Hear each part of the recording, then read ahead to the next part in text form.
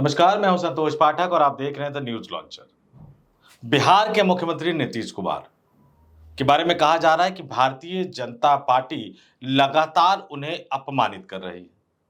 बिहार की राजनीति में लंबे समय तक मुख्यमंत्री बने रहने का रिकॉर्ड बनाने वाले नीतीश कुमार की हालत ये हो गई है कि लगभग 19 वर्षों में पहली बार नीतीश कुमार को वो काम करना पड़ा जो इससे पहले उन्होंने कभी भी अपनी सरकार के कार्यकाल में नहीं किया था। यानी बिहार में जितने मंत्री बनाए जा सकते थे, उतने मंत्री उन्हें बनाने पड़ गए। इससे भी बड़ा काम उन्हें यह करना पड़ा कि ये ऐसा मंत्रिमंडल का विस्तार हुआ जिसमें सभी सातों विधायक भारतीय जनता पार्टी के कोटे से थे। यानी जेडीयू का कोई भी नेता इस बार मंत्री नहीं बनाया गया।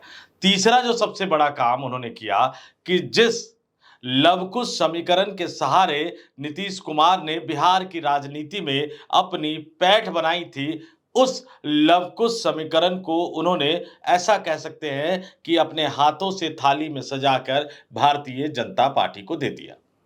यानी नीतीश कुमार का वोट बैंक माने जाने वाले जाति और समुदाय से भारतीय जनता पार्टी ने अपने विधायकों को मंत्री बना दिया। यानी नीतीश कुमार के वोट बैंक पर अपनी नजर गड़ा दी। ये सबको नजर आ रहा है। किस तरह से नीतीश कुमार को अपमानित किया गया, ये भी सबको नजर आ रहा है।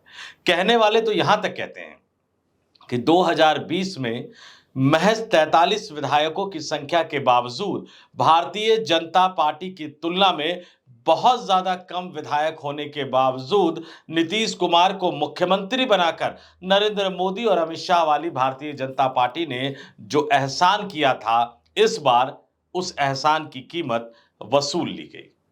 लेकिन यह एहसान की कीमत नीतीश कुमार पर इतनी भारी पड़ती नजर आ रही है कि उनका पूरा जो राजनीतिक करियर रहा, राजनीतिक प्रतिष्ठा रही, वो सब कुछ दांव पर लगता हुआ नजर आ रहा है। लेकिन अभी भी नीतीश कुमार के समर्थकों को एक बड़ी उम्मीद है।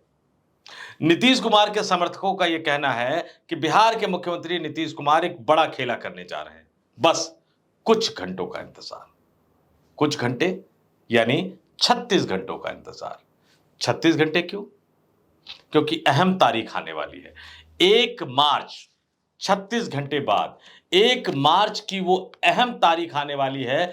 1 मार्च जिस दिन बिहार के मुख्यमंत्री नीतीश कुमार का जन्मदिन है। जी हां, 1 मार्च को नीतीश कुमार का जन्मदिन है, शनिवार को उनका जन्मदिन है। और ये बताया जा रहा है, नीतीश कुमार के जितने समर्थक हैं वो ये दावा कर रहे हैं कि नीतीश कुमार अपनी तमाम बेइज्जती का बदला देश के प्रधानमंत्री नरेंद्र मोदी, केंद्रीय गृह मंत्री अमित शाह, भारतीय जनता पार्टी के नेताओं से शनिवार को लेने जा रहे हैं। यानी अपने जन्मदिन के दिन वो बिहार में पूरी की पूरी सरकार ही पलटने जा रहे हैं। अपने जन्मदिन के दिन यानी शनिवार को जब तमाम नेता उनको जन्मदिन की बधाई दे रहे होंगे, उसी दिन नीतीश कुमार एक बड़ा खेला करने जा रहे हैं। किन विकल्पों की बात की जा रही है? यह कहा जा रहा है कि चूंकि नीतीश कुमार अगर इस बार इस्तीफा दे देंगे तो भारतीय जनता पार्टी ऐसा हो सकता है कि इस बार उनको खेला करने का मौका ना दे, राज्यपाल का सहारा लेकर राष्ट्रपति शासन लगवा दे। बाद में वो मामला पटना हाई कोर्ट जाए, फिर सुप्रीम कोर्ट जाए। सुप्रीम कोर्ट किस तरह से नतीजे देता है, महाराष्ट्र के समय पर हमने देख लिया था। लटकाए रखो अंतिम समय तक।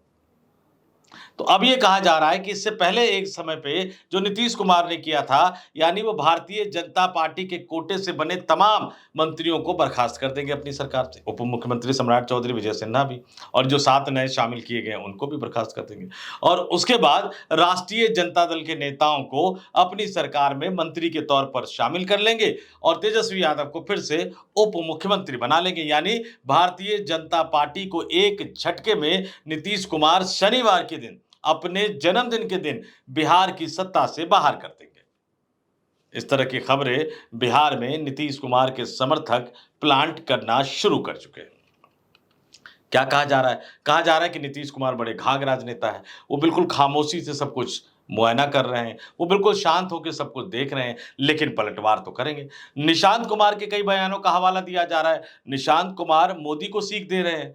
एनडीए गठबंधन को कह रहे हैं कि नीतीश कुमार को मुख्यमंत्री पद का चेहरा घोषित कर चुनाव में जाइए। उसके बाद भारतीय जनता पार्टी ने कैसा खेला कर दिया, साथ के साथ अपने मंत्री बना दिए, वो हम सब ने देखा। कई तरह के सवाल उसमें उठते रहे। कहा गया कि जेपी नड्डा ने कड़ी डांट लगाई नीतीश कुमार को कि आपके बेटे ने ऐसा बयान क्यों दे दिया। यह भी कहा गया कि अमित शाह और प्रधानमंत्री नरेंद्र मोदी के दबाव में नीतीश कुमार को झुकना पड़ा। जेपी नड्डा ने साफ साफ कह दिया कि मंत्री तो सिर्फ हमारे बनेंगे और पूरा कोटा फुल होना चाहिए। नीतीश कुमार को वो बात भी माननी पड़ी। तो नीतीश कुमार उस बेइज्जती का बदला लेंगे अपने जन्मदिन के दिन। उस दिन जिस दिन प्रधानमंत्री नरेंद्र मोदी परंपरा के तौर पर सुबह सुबह उठकर सोशल मीडिया पर पोस्ट कर नीतीश कुमार को जन्मदिन की बधाई देंगे। अब उस दिन देखना होगा, इंतजार करना होगा। लालू यादव, तेजस्वी यादव बधाई देते हैं नहीं देते, राहुल गांधी बधाई देते हैं नहीं देते, और विपक्षी इंडिया गठबंधन के जो अन्य तमाम नेता हैं, ममता बनर्जी हो, शरद पवार हो, उद्धव ठाकरे हो, अरविंद केजरीवाल हो, अखिलेश यादव हो, ये तमाम नेता नीतीश कुमार को जन्मदिन की बधाई देते हैं नहीं देते। लेकिन यह तय है कि उनके समर्थक इस खबर को प्लांट करना शुरू कर चुके हैं कि 1 मार्च को यानी शनिवार के दिन नीतीश कुमार बिहार की राजनीति में बड़ा खेला करने जा रहे हैं। नीतीश कुमार बिहार में सरकार पलटने जा रहे हैं। भारतीय जनता पार्टी से अपने तमाम अपमानों का बदला लेने जा रहे हैं। भारतीय जनता पार्टी को सबक सिखाने जा रहे हैं। राष्ट्रीय जनता दल के साथ सरकार बनाने जा रहे हैं। लेकिन सवाल यह उठ रहा है कि क्या वाकई नीतीश कुमार इस तरह का खेला करने की हालत में है? क्या वाकई नीतीश कुमार भारतीय जनता पार्टी को सबक सिखाने की हालत में है? क्या वाकई नीतीश कुमार भारतीय जनता पार्टी से अपने अपमान का बदला लेने की हालत में है? अगर वाकई वो राजनीतिक रूप से इस हालत में होते तो यकीन मानिए कि भारतीय जनता पार्टी के कोटे से 7 मंत्री एक झटके में नहीं बना देते, क्योंकि राजभवन जो लिस्ट जाती है बिना मुख्यमंत्री की सहमति के नहीं जा सकती। तो अब सीधा सीधा मैं आपके पास जो तथ्य लेकर आया हूं कि नीतीश कुमार के पास कोई रास्ता नहीं है, लालू यादव, तेजस्वी यादव उन्हें अपनाने को तैयार नहीं है। वैसे भी जिस तरह से लगातार सर्वे की रिपोर्ट आ रही है, जिस तरह से बिहार में एक राजनीतिक माहौल बनता हुआ नजर आ रहा है, जिस तरह से कांग्रेस पार्टी पूरी तरह से आरजेडी के साथ खड़ी नजर आ रही है, तेजस्वी यादव ये मानकर चल रहे हैं कि उनके पास एक सुनहरा मौका है बिहार में मुख्यमंत्री बनने का, विधानसभा का चुनाव जीतकर। तो भला क्यों वो नीतीश कुमार को ढोना चाहेंगे? भला क्यों वो एक बार फिर से डिप्टी सीएम के पद पर संतोष कर लेंगे? तो जाहिर सी बात है कि नीतीश कुमार के सामने अब कोई रास्ता नहीं बचा है। 3-4 चीजें बिल्कुल क्लियर होती हुई नजर आ रही है। पहली बात कि बिहार का विधानसभा चुनाव अब अपने तय समय यानी अक्टूबर नवंबर में ही होगा। तब तक भारतीय जनता पार्टी के कोटे से जो तमाम जातियों का समीकरण बिठाते हुए जो लोग मंत्री बने हैं, वो पूरे बिहार में घूम घूम कर भारतीय जनता पार्टी की नींव को मजबूत करने का काम करेंगे। जिन जातियों के मंत्री भारतीय जनता पार्टी ने एक रणनीति के तहत बनाए हैं, उन जातियों के अलग अलग प्रभाव वाले इलाकों में जाकर भारतीय जनता पार्टी ये कोशिश करेगी कि जनता दल यूनाइटेड का जो वोट बैंक है, नीतीश कुमार का जो वोट बैंक है, वो भी भारतीय जनता पार्टी की तरफ आ जाए। तो क्या जनता दल यूनाइटेड खत्म होने जा रही है? फिलहाल नहीं होने जा रही है। ये भी आप तय मानकर चलिए। नीतीश कुमार जिस तरह से झुकते चले जा रहे हैं, नीतीश कुमार जिस तरह से भाजपा की बातें मानते चले जा रहे हैं, तो ऐसे में नीतीश कुमार को राजनीति से हटा देना भारतीय जनता पार्टी के लिए कोई बहुत ज्यादा फायदेमंद वाली स्थिति नहीं होगी। और ऐसे में जो बताया जा रहा है, जो बिहार की राजनीति से दिल्ली भारतीय जनता पार्टी के मुख्यालय से जो खबर छनकर आ रही है, वो यही छनकर आ रही है कि अब इस सरकार को तय समय तक चलाया जाएगा। विधानसभा चुनाव की घोषणा सितंबर में होने की उम्मीद है। अक्टूबर नवंबर में विधानसभा का चुनाव भी होगा। और नीतीश कुमार बार बार जिस फॉर्मूले की बात कर रहे हैं, 122 121 का फॉर्मूला, और जब उसमें थोड़ी सी कटौती करते हुए नीतीश कुमार यहां तक आ गए कि पिछली बार उन्होंने जिन 115 विधानसभा सीटों पर चुनाव लड़ा था, इस बार वो 105 पर भी चुनाव लड़ने को तैयार है। क्योंकि पिछली बार चिराग पासवान एनडीए से बाहर रहकर चुनाव लड़े थे, इस बार चिराग पासवान एनडीए का हिस्सा है, तो चिराग पासवान को भी सीटें देनी है, जीतन राम मांझी को भी देनी है, उपेंद्र कुशवाहा को भी देनी है, और मुकेश सहनी को भी एनडीए गठबंधन में लाने के प्रयास किए जा रहे हैं। नीतीश कुमार इस राजनीतिक स्थिति को समझ चुके हैं। और अब वो भारतीय जनता पार्टी अगर उन्हें आज की तारीख में 105, 106 सीटें देने को भी तैयार हो जाती है, तो नीतीश कुमार बड़े आराम से वो 105, 106 सीटें लेकर एनडीए गठबंधन के चेहरे के तौर पर ही चुनाव लड़ेंगे, क्योंकि नीतीश कुमार संभावनाओं के खेल को अच्छी तरह से समझते हैं और वो बिहार में विधानसभा चुनाव के नतीजों का इंतजार करेंगे। चिराग पासवान ने पिछली बार उन्हें छोटा भाई बनाने में एक बहुत ही महत्वपूर्ण भूमिका निभा दी थी। चिराग पासवान ने जनता दल यूनाइटेड के 2015 के विधानसभा चुनाव में जो 71 विधायक जीत कर आए थे, उनकी संख्या घटाकर 43 पर लाकर पटक दिया था।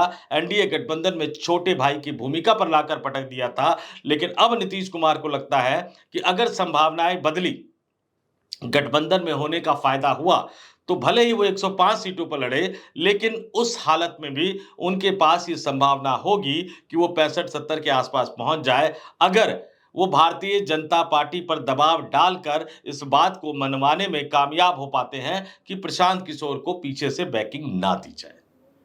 राजनीति संभावनाओं का खेल है। नीतीश कुमार राजनीति को अच्छी तरह से समझते हैं। उनका मुख्यमंत्री बनना बिहार की राजनीति में भी अपने आप में एक संयोग था। नीतीश कुमार को यह अच्छी तरह से याद है। किस तरह से लालू यादव बिहार के मुख्यमंत्री बने थे, वो भी एक संयोग था। नीतीश कुमार ने वो दौर भी देखा, क्योंकि वो लालू यादव के सबसे करीबी सहयोगी हुआ करते थे उस समय।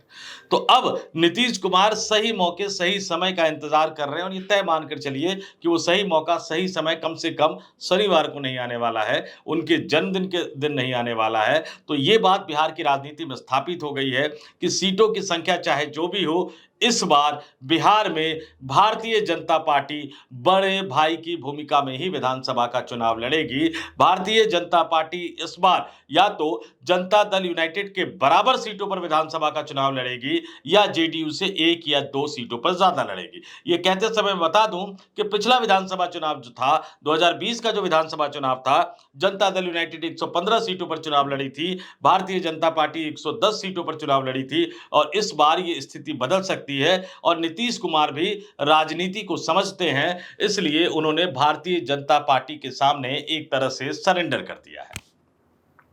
तो फिलहाल तमाम वो चीजें जो निकल कर आ रही है नीतीश कुमार के खेले को लेकर, नीतीश कुमार के बदलने या पलटने को लेकर, वो तमाम खबरें अपने आप में, आप उसको जो कहना चाहे कह लीजिए, लेकिन जो मेरे सूत्र ये बता रहे हैं, नीतीश कुमार एनडीए गठबंधन में बने रहेंगे। अगर वो विदा भी होना चाहेंगे तो फिर वो अकेले चुनाव लड़ेंगे, क्योंकि राष्ट्रीय जनता दल उन्हें अपनाने को तैयार नहीं है। राष्ट्रीय जनता दल और कांग्रेस का गठबंधन उन्हें अपने साथ लेने को तैयार नहीं है। नीतीश कुमार की सबसे बड़ी चिंता अब आज के दौर में यही है कि किस तरह से वो अपने बेटे निशांत कुमार को राजनीति में सेट करके जाए। याद कीजिएगा कि इसी तरह की चिंता एक जमाने में रामविलास पासवान को हो गई थी, और वो रामविलास पासवान जो गुजरात दंगे का आरोप लगाते हुए अटल बिहारी वाजपेयी की सरकार के मंत्री पद से इस्तीफा दे देते हैं, वही रामविलास पासवान अपने बेटे के राजनीतिक भविष्य का बहाना बनाते हुए उन्हीं नरेंद्र मोदी की सरकार में जाकर मंत्री बन जाते हैं। तो आज के नीतीश कुमार लालू यादव की तरह सोच रहे हैं। आज के नीतीश कुमार रामविलास पासवान की तरह सोच रहे हैं। आज के नीतीश कुमार मुलायम सिंह यादव की तरह सोच रहे हैं। यानी राजनीति की तरह से नहीं, परिवार की तरह से, कि ठीक है, मैं अपनी राजनीतिक पारी खेल चुका हूं, अब मुझे किसी भी तरह से अपने बेटे को राजनीतिक रूप से सेट करके जाना है। और इसलिए नीतीश कुमार ने भारतीय जनता पार्टी के आगे सरेंडर कर दिया है। बीजेपी अब बिहार में बड़े भाई की भूमिका में आ गई है। बीजेपी बिहार में बड़े भाई की भूमिका में विधानसभा का चुनाव लड़ेगी और विधानसभा चुनाव के नतीजों के बाद यह तय करेगी कि क्या बिहार में अपना मुख्यमंत्री बनाना ज्यादा फायदेमंद है या नीतीश कुमार को ही मुख्यमंत्री बनाकर पीछे से सरकार चलाना ज्यादा फायदेमंद है। लेकिन फिर भी राजनीति संभावनाओं का खेल है। कई तरह की खबरें निकलकर सामने आ रही है। इंतजार करते हैं शनिवार का, नीतीश कुमार के जन्मदिन के दिन का, कि आखिर उस दिन होता क्या है। इस वीडियो में इतना ही। मुझे यानी संतोष पाठक को दीजिए इजाजत। आप तमाम लोग देखते रहिए द न्यूज लॉन्चर। नमस्कार।